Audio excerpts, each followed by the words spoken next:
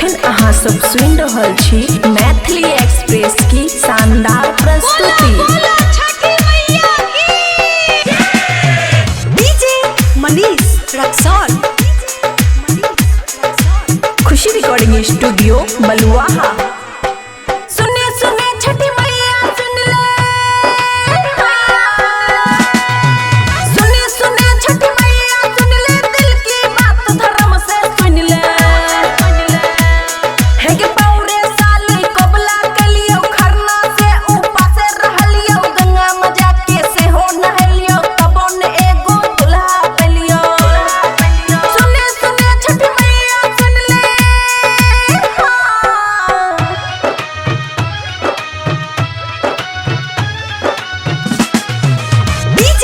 Manish Raxaul,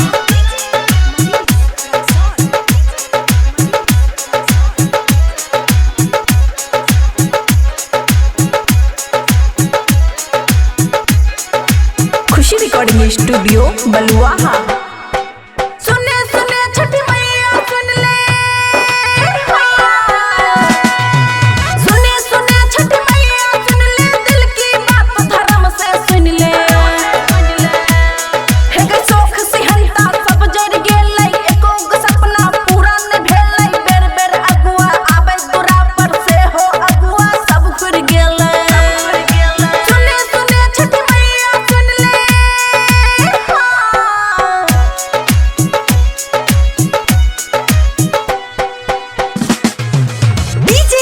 Manish Raxaul,